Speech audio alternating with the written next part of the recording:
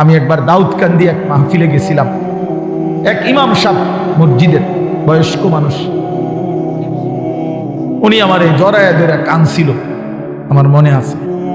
উনি বলছিল, হুজুর, কাঁদতে কাঁদতে বলছিল, হুজুর, আমি 28 বছরের জীবনে ইমামতি, আজ 28 বছর এই মসজিদে ইমামতি করি। আমার জীবনের কত স্বপ্ন, কত আশা, বাচ্চাদের কত আবদার, বউ বাচ্চার কত চাওয়া পাওয়া, কিছুই পূরণ করতে পারি নাই।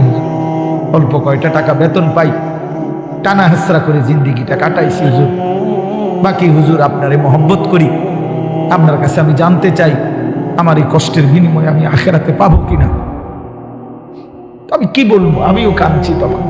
হায় হুজুর, কি বললেন? চোখটা বন্ধ হলে দেখবেন আপনি আখেরাতে বাদশাহ।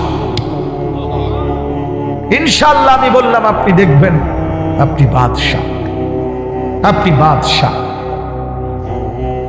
যারা আপনার এই দুনিয়াতে মূল্যায়ন করে নাই, সেদিন তার আফসোস করবে, আফসোস করবে। তো এই জন্য বললাম, আল্লাহ তাআলা ওই ইমানদার বান্দাকে বলবে, আমার বান্দা, দুঃখে ভরা জীবনটা কাটাই আসছো, ঠিক না? খুব কষ্ট পাইছো আমার বান্দা দুনিয়াটা, কিন্তু আল্লাহর কসম শুনেন, নবীজি বলছে, ওই ইমানদার বান্দা সে তখন আল্লাহ পাককে বলবে, আয় মাওলা, আল্লাহর কসম মাওলা, জীবনে হায়াতে, দুনিয়ার জীবনে দুঃখ কি জিনিস আমি কোনোদিন দেখি নাই। প্রিয় বন্ধু, 10 সেকেন্ডের জান্নাতের আরাম বাতাস তার 70 বছরের দুঃখ ভুলায়।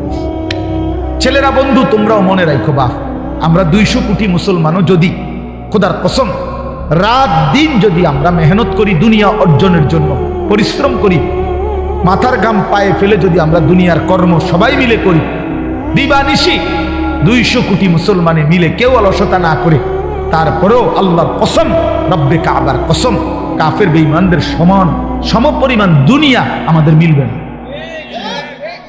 এটা দিত না মালিকের, যিনি দেউই না, উনি কইতে আছে আমি দিতাম, তো জোরাজোরি করে দিলাম, আমি পারতেন না। আল্লাহ বলছে, আমি বান্দা, আমি দেব না, আমি মোমেনকে দুনিয়া দেব না পুরা।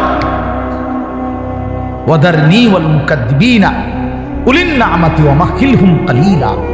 আল্লাহ বলছে, শোনো বান্দা, ইমানদার, এই আমার ইমানদার বান্দা, মিথ্যাবাদী নাফরমানদের জন্য অল্প কিছু সময়ের জন্য দুনিয়াটা ছেড়ে দাও। ওয়াদারনি, আমার ছেড়ে দাও বান্দা, আমি তাগরে একটু দুনিয়াটা দেই। কটা ভাত খাওয়াইতে লইছি, দুটা ভাত খাওয়াইতে দাও।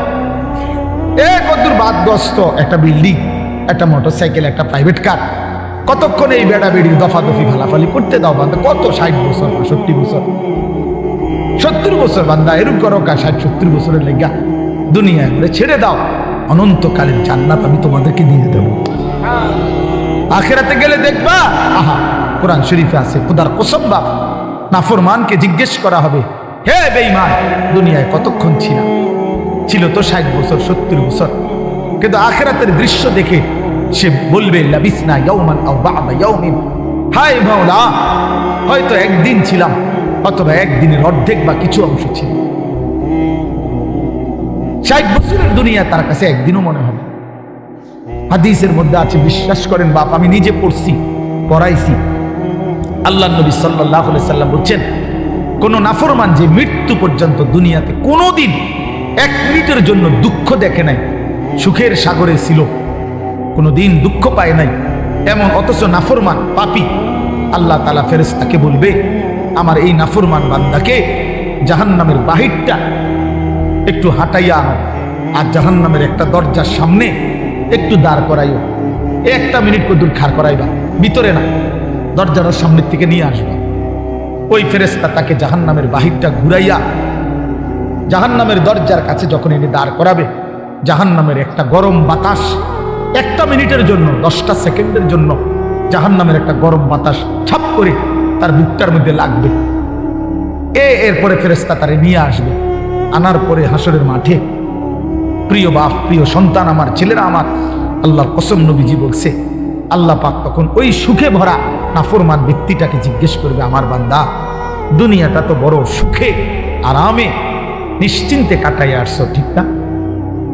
আল্লাহর কসম, ওই বান্দা তখন বলবে,